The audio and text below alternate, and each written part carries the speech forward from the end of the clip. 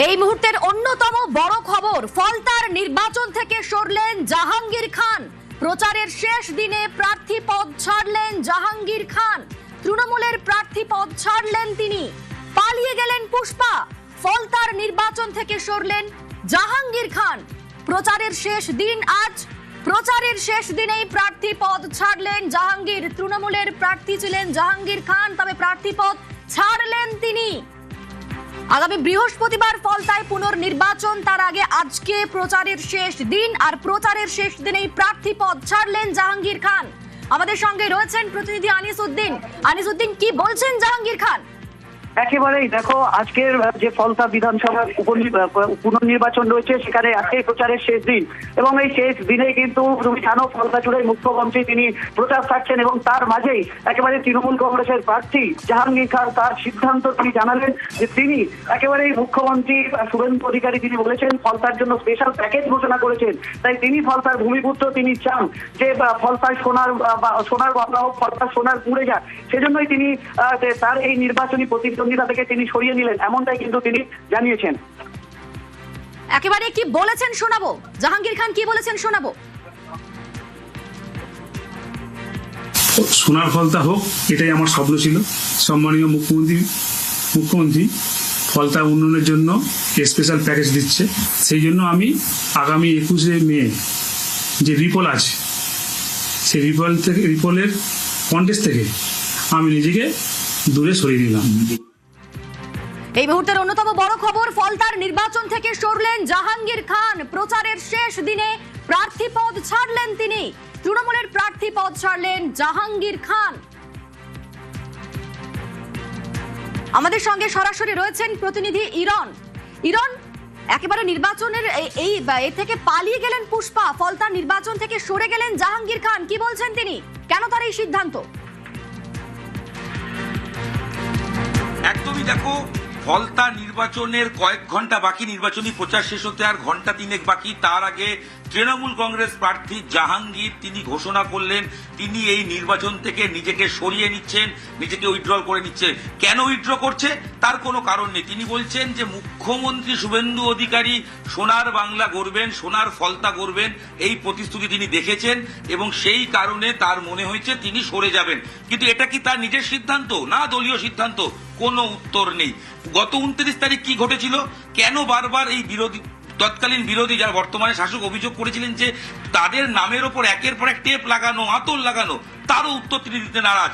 তিনি এলেন এবং এই মুহূর্তে তিনি জাহাঙ্গীর খান তার যে বাড়ি তাতে আমরা রয়েছি, এই ঘরে তিনি রয়েছেন। তিনি সংবাদ মাধ্যমের সঙ্গে আলাদা করে আর কিছু কথা বলতে চান না, আমরা চেষ্টা করবো। তবে তার আগে বলি যে জাহাঙ্গীর খান তৃণমূল প্রার্থী, তিনি এসে ঘোষণা করেছেন তিনি আসন্ন ফলতার যে পোলিং রয়েছে গত 29 তারিখ ফলতায় একাধিক বেনিয়মের অভিযোগ নির্বাচন কমিশন পায়, এবং তারপর উল্লেখযোগ্যভাবে মনোনয়ন প্রত্যাহারের সময় তো এখন পেরিয়ে গিয়েছে, মানে ইভিএম এ তো নাম থাকবে জাহাঙ্গীর খানে, তাহলে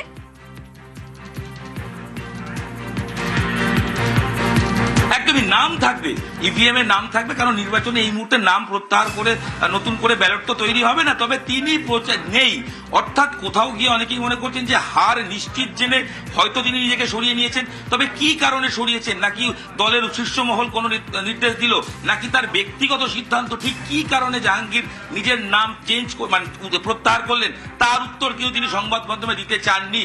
তিনি জোরহাত করে তিনি বলেছেন তার বক্তব্য একটাই যে আমি নাম প্রত্যাহার করছি। একাধিক প্রশ্ন আমাদের ছিল গত 29 এপ্রিল আপনি তাহলে এই যে ভোটের নামে বিশৃঙ্খলা হলো, মানুষ ভোট দিতে পারলেন না, তার দায় কার? তিনি বলেছেন তিনি জানেনই না গত 29 তারিখ এইভাবে একের পর এক ভোটের ক্ষেত্রে, ইভিএম এর ক্ষেত্রে টেপ লাগিয়ে দেওয়া হয়েছে, আতর লাগিয়ে দেওয়া হয়েছে, এটা তিনি জানতেনই না। তিনি বলছেন তার জানা নেই, এবং এটা অদ্ভুত যুক্তি তিনি দিলেন, তিনি জানতেন না। তিনি এখানকার প্রার্থী, লোকে বলতো ফলতার তিনি বেতাস বাদশা, সেই জাহাঙ্গীর তিনি জানতেনই না গত 29 তারিখ এখানে কি করে ভোট হয়েছে। এবং তিনি তার সরকার পরিবর্তনের পর যখন পোলিং হচ্ছেন, তিনি সেই সময় এসে ঘোষণা করছেন যে তিনি প্রার্থী হিসেবে সরিয়ে নিচ্ছেন। কেন? কোনো যুক্তি নেই। আমি কথা বলার চেষ্টা করবো। জাহাঙ্গীর বাবু আপনি আছেন? জাহাঙ্গীর বাবু, আমরা জাহাঙ্গীর বাবু এখানে রয়েছেন, মানে প্রার্থী ফলতার তিনি এই মুহূর্তে এই ঘরে রয়েছেন, তিনি ভেতর থেকে লক রয়েছে। আমি চেষ্টা করবো যে তার সঙ্গে কথা বলা যায়। জাহাঙ্গীর বাবু, একটু কথা বলা যাবে? জাহাঙ্গীর বাবু একটু কথা বলতাম। নিউজ 18 বাংলা থেকে আমি ইরন রয়েছি। জাহাঙ্গীর বাবু, না কোনো প্রতি উত্তর নেই ভেতর থেকে, কিন্তু প্রেস মিট করার পর তিনি জাহাঙ্গীর যে প্রার্থী তিনি এই ভেতরেই রুমে রয়েছেন, এখন লক রয়েছে ভেতর থেকে, এই মুহূর্তে তিনি ভেতরেই রয়েছেন, কিন্তু কোন রকম কথা বলতে নারাজ। তার ঘরের সামনেই আমরা দাঁড়িয়ে রয়েছি এবং তিনি স্পষ্ট করে বলে গেছেন তিনি নিজেকে সরিয়ে নিচ্ছেন। কি কারণে? কোনো কারণ নেই বা কোনো যুক্তি তিনি দেননি। দ্বিতীয়, গত 29 তারিখ ঘটনার দায় তার কার তিনি বলছেন তিনি জানেন না। কোনো মহলের নির্দেশ কিনা তিনি জানেন না। তিনি বলছেন অনেক প্রশ্নের উত্তর দিয়েছি, আর প্রশ্নের উত্তর দিতে পারবো না। কিন্তু প্রশ্ন মানুষের রয়েছে যে এই দীর্ঘদিন ধরে ফলতার ক্ষেত্রে বলা হতো ফলতা যেন পশ্চিমবঙ্গের ঠিক বাইরের একটা জায়গা, যেখানে প্রবেশ করতে গেলে পারমিশন নিতে হয়, যেখানকার মানুষ ভোট দেওয়ার ক্ষেত্রে ভয় দিতে পারেন না। একাধিক অভিযোগ বিভিন্ন সময় আসতো। সেই অভিযোগের পরিপ্রেক্ষিতে, অভিযোগগুলোর পরিপ্রেক্ষিতে কোনো উত্তর তৃণমূল প্রার্থী দিতে নারাজ। তিনি উত্তর দিতেই চান না। তিনি তো নিজে প্রার্থী হিসেবে নিজেকে সরিয়ে নিচ্ছেন, অর্থাৎ ভোটের আগে নিশ্চিত হার জেনেই হয়তো তিনি নিজেকে সরিয়ে নিলেন। কিন্তু একেবারে ইরন সঙ্গে থাকো, জাহাঙ্গীর খান কি বলছেন তার বক্তব্য শোনাবো।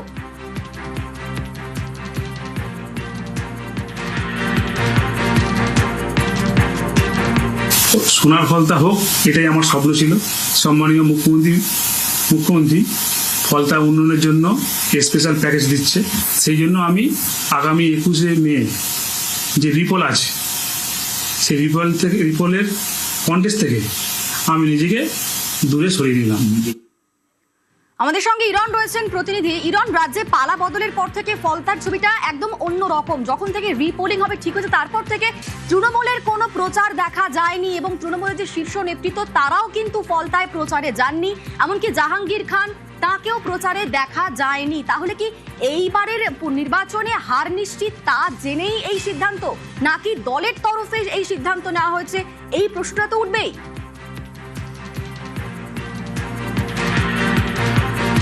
দেখো, জাহাঙ্গীর কি কারণে নিজের নাম প্রত্যাহার করলেন স্পষ্ট করে নিজেই বলতে পারেননি। আমতা আমতা করে উত্তর দিয়েছেন। তার উত্তর হচ্ছে ফলতা হবে, এই প্রতিশ্রুতি তিনি শুনেছেন মুখ্যমন্ত্রী শুভেন্দু অধিকারীর থেকে। তাই সেটা শোনার পর তিনি চান ফলতার মানুষ ভালো থাকুক, তাই তিনি নাম প্রত্যাহার করছেন। কিন্তু এই যে বোধোদয় বা তার যে সিদ্ধান্ত নির্বাচনের প্রচার শেষ করার ঘন্টা 2-3 আগে কেন হলো? প্রশ্ন 1।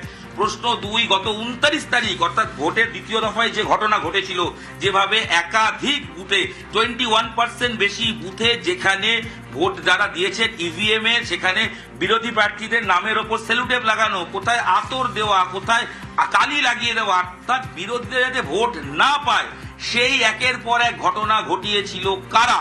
এই প্রশ্ন আসবে। অভিযোগ ছিল জাহাঙ্গীরের বিরুদ্ধে। জাহাঙ্গীর বলছেন তিনি জানেনই না, একজন প্রার্থী তিনি জানেন না, তার শুধু চিহ্ন রইল, বিরোধী কোনো চিহ্ন থাকলো না। কি করে? প্রশ্ন 2। প্রশ্ন 3, গত 29 তারিখের পর গত 4 তারিখ যখন বাংলায় সরকার পরিবর্তন হয়, পালা পরিবর্তন হয়, সেই সময়ে তখন পর থেকে জাহাঙ্গীরকে আর দেখা যায়নি। তিনি প্রচারে বেরোননি, বাড়িতেই ছিলেন। যেই জাহাঙ্গীর খানকে ফলতার মানুষ একেবারে ভয় পেতেন, জাহাঙ্গীর খানের বিরুদ্ধে ভুরি ভুরি অভিযোগ, এই জাহাঙ্গীর খান গোটা ফলতা জুড়ে ভয়ের পরিবেশ তৈরি করে রেখেছিলেন। সেই জাহাঙ্গীর খান এই যে আজকে প্রচারের শেষ দিনে আজকে তিনি এই লড়াই থেকে সরে গেলেন, এখন তিনি আমতা আমতা কেন করছেন?